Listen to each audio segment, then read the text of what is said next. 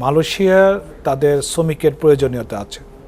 Already আপনি জানবেন যে রিসেন্টলি মালয়েশিয়ার প্রধানমন্ত্রী আনোয়ার ইব্রাহিমের সাথে সেই দেশের যারা রেস্টুরেন্টের ব্যবসার সাথে যুক্ত তারা অলরেডি মালয়েশিয়ান সরকারকে তারা প্রেশার ক্রিয়েট করেছে যে আমাদের লোক আনার ব্যবস্থা করে, নাহলে রেস্টুরেন্টের ব্যবসা বন্ধ করতে বাধ্য হবে তারা। এটা একটা সেক্টরের কথা। এরকম সমস্ত সেক্টরে কিন্তু এক ধরনের প্রেশার ক্রিয়েট আছে যে আমাদের ওয়ার্কার লাগবে। এখন অন্যান্য দেশে ওয়ার্কার রিক্রুটমেন্টের যতটুকু সোজা, মানে বাংলাদেশের কোনো উপায় নাই, কারণ বাংলাদেশের ওয়ার্কারগুলো আবার রেডি থাকে, তাকে যখন তখন আনা যায়। অন্যান্য দেশে মনে করেন তাদের নিজ দেশের লোকগুলোকে পাঠাতে গেলে অনেক রুলস রেগুলেশন তারা মানার চেষ্টা করে যে আমার ওয়ার্কারের রাইটটা এনশিওর হচ্ছে কিনা, সে কত টাকা বেতন পাবে, কীভাবে, এটা যত টাকা এনশিওর করতে পারে সেই জায়গায় বাংলাদেশের ক্ষেত্রে কিন্তু এগুলো ধরাবাধা নাই, যার কারণে খুব দ্রুতভাবেই যে আউটসোর্সিং কোম্পানিগুলো ওই দেশে আছে তারা বাংলাদেশ থেকে লোক খুব দ্রুত নিতে পারে। এখন প্রবলেমটা হচ্ছে এখন সরকারের সাথে সরকারের এক ধরনের আলোচনা হচ্ছে যে লোক পাঠাবে, রাইট, কিন্তু আমাদের পূর্বের অভিজ্ঞতা বলে যে সরকারের যারা সর্বোচ্চ পর্যায়ে আছে তারা যদি এই নতুন একটা বাজার ওপেন হবে, আবার পুনরায় বাজার চালু হবে, এইটাকে তারা মিডিয়ার সামনে জনগণের সামনে কিভাবে প্রেজেন্ট করবে, এটা কিন্তু এখন একটা আর্টের পর্যায়ে চলে গেছে, একটা চ্যালেঞ্জের পর্যায়ে চলে গেছে। আপনি যেভাবেই বলেন না কেন, এটাকে যখনই আপনি এমনভাবে বলেন যে এই তো মার্কেট খুলে যাচ্ছে, আগামীতে আরও মার্কেট যাচ্ছে, হয়তো আপনি চিন্তা করছেন যে আপনার আগামীতে ভোটের একটা রাজনীতি আছে, অথবা দেশের একটা রাজনীতি আছে, আমি যেহেতু প্রমিস করেছি অচিরে অনেক লোককে আমি চাকরি ব্যবস্থা করব, সেই পয়েন্টে যদি উত্তেজিত হয়ে অথবা আবেগ বশীভূত হয়ে যদি আপনি যদি বলেন যে এই তো মালয়েশিয়ার সরকার আমার থেকে লোক নেবে, তাহলে যেটার কনসিকুয়েন্সটা হতে পারে ওই যে মিডলম্যান অথবা দালাল শ্রেণী যারা আছে তারা কিন্তু গ্রাম অঞ্চলে এই শব্দগুলোকে তারা ক্যাপিটালাইজ করে, তারা এটাকে ইন্টারপ্রেট করে জনগণের কাছে, মাইগ্রেন্টের কাছে পৌঁছায় যে এটা মার্কেট ওপেন করেছেন, কিন্তু সবাই তো যেতে পারবে না, যে আগে টাকা দিবে আমরা তাকে আগে পাঠাইতে পারবো।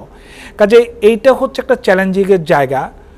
আমি এখনও পর্যন্ত সরকারকে কোথাও বলতে শুনি নাই যে মার্কেট ওপেন করেছে।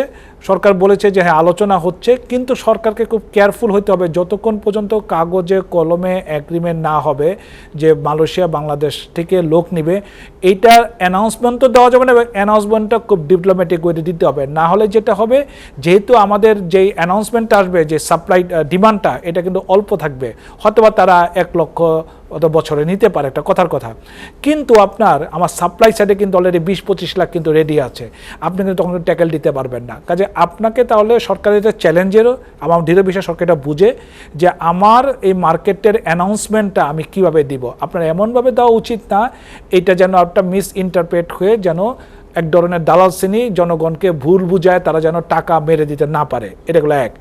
দ্বিতীয়ত হচ্ছে আপনাকে আরও কেয়ারফুল হতে হবে যে আপনার মালয়েশিয়ান সরকার কিন্তু তারা কিন্তু তাদের নির্বাচিত রিক্রুটিং এজেন্ট ছাড়া কিন্তু তারা লোক নেবে না। এখন G2G পদ্ধতি যদি নেয় তাহলে আলাদা কথা, যেটা আমরা সরকারের বক্তব্য, বাংলাদেশ সরকারের বক্তব্য থেকে বুঝতে চাচ্ছি যে সরকার বোধহয় প্রাথমিকভাবে বয়োসেলের মাধ্যমে, যেখানে অথবা কোনো টাকা পয়সা লাগবে না, এটাকে এনশিওর করে অথবা পাঠায় একটা কেস হিস্ট্রি দেখতে চাচ্ছে, কিন্তু এই জায়গায় কি রিক্রুটিং এজেন্ট কি এটা কি সাকসেস হতে দিবে?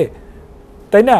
আমরা দেখেছি যে এর আগের সরকারের সময় এই 100 জন রিক্রুটিং এজেন্টকে অনুমোদন দিছে, যারা পায় নাই তারা মালয়েশিয়ায় গিয়ে মালয়েশিয়ার আদালতে গিয়ে আপনার কেস করে এটা বন্ধ করে দিয়েছে, এই বাংলাদেশের রিক্রুটিং এজেন্ট লোকগুলো গিয়েই। তাহলে এই ধরনের ঝামেলা কিন্তু আপনার থাকবেই। এই ঝামেলা এই কারণে থাকবে কারণ আপনি আপনার রিক্রুটিং এজেন্টদেরকে কোনো র্যাঙ্কিং সিস্টেম ডেভেলপ করতে পারেন নাই। তাদের আর্থিক সামর্থ্যতা, তাদের দক্ষতা, তাদের লোক পাঠানোর ক্ষমতা, তারা কীভাবে মাইগ্রেন্ট ওয়ার্কার ট্রিটমেন্ট করে, এগুলো সবগুলো যদি মানদণ্ড না করে যদি র্যাঙ্কিং না করতে পারেন তাহলে এই প্রবলেমগুলো আপনার হতেই থাকবে। এখন তো মনে করেন যারা 17 বছর ব্যবসা করতে পারে নাই তারা এখন আবার রিক্রুটিং এজেন্টে আসবে, এখন তারা এসে এখন তারা যদি বলে আমি লোক পাঠাবো, তাদের কি সে ক্যাপাসিটি আছে? তারা যদি সরকারে পাওয়ারফুল হয় তাহলে কি তারা কি ব্যবসাটা করতে দিবে? তার মানে কি এইগুলোর বিতর্ক থেকে এড়ানোর একমাত্র উপায় হচ্ছে আপনার রিক্রুটিং এজেন্টকে আপনার র্যাঙ্কিং সিস্টেম করা।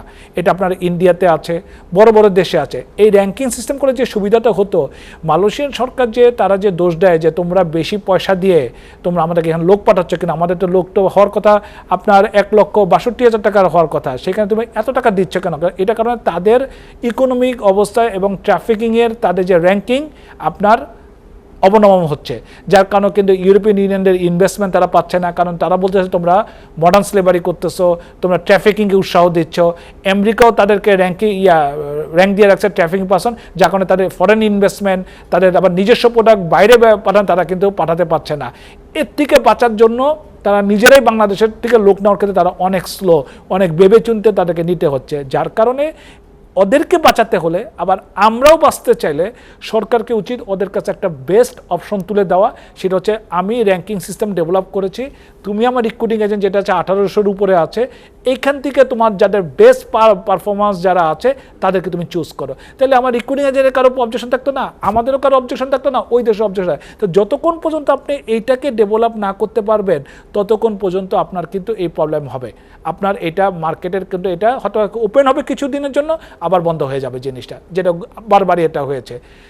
একইভাবে এই যে দালাল শ্রেণী যারা মানুষকে ভুল পথে আপনাদের কথা দিয়েই তারা মানুষকে কথা দিয়ে টাকা নিচ্ছে, ওই দালাল শ্রেণীকে যতক্ষণ পর্যন্ত আপনি লাইসেন্স না দিবেন, তাদেরকে সার্ভিস প্রোভাইডার হিসাবে যদি তাদেরকে সমাজে যদি সেই নাম আপনি না দিবেন, যতক্ষণ পর্যন্ত তাদের সেই নামকে দিয়ে তাদের লাইসেন্স দিয়ে জবাবদিহিটা না আনতে পারবেন, ততক্ষণ পর্যন্ত আপনার এই দুইটা প্রবলেম আপনার ফেস করতে হবে।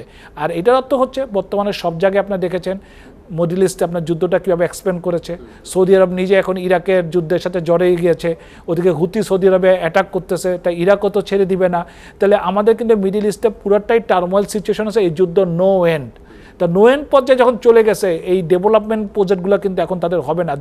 যেভাবে তারা চিন্তা করছিল সৌদি 2030 যে ভিশনটা, এখানে ওয়ার্ল্ড কাপে যে তাদের যে প্ল্যান, এগুলো সব কিন্তু স্লো হয়ে যাবে। আর স্লো হলে ওয়ার্কার তখন কিন্তু নেওয়া কমে যাবে, এবং আমাদের মাইগ্রেন্ট ওয়ার্কার যারা আছে তারাও কিন্তু রেমিটেন্স পাঠানো বন্ধ করবে। ঠিক এরকম একটা ক্রাইসিস মুভমেন্টে যদি আমরা একটা নতুন আরেকটা মার্কেট যেটা মানুষের খোলার ক্ষেত্রে যদি আমরা সতর্ক না হই, তাহলে তো আমাদের রেমিটেন্স যেটা এখনও পর্যন্ত আমাদের ইকোনমিটাকে বাঁচায় রাখছে, প্রতি মাসে তারা প্রায় $3 বিলিয়ন উপরে তারা পাঠাচ্ছে, তাহলে কিন্তু এটা কিন্তু একটা বড় ধরনের ধাক্কা হবে, এবং আগামীতে এটার কিন্তু ফল ভোগ আমাদের করতে হবে। কাজে আমাদেরকে মাইগ্রেশন সেক্টরকে গুড গভর্নেন্স, জবাবদিহিতা কীভাবে করবেন, এটা ডিপেন্ড করবেই সরকারের সাফল্যতা।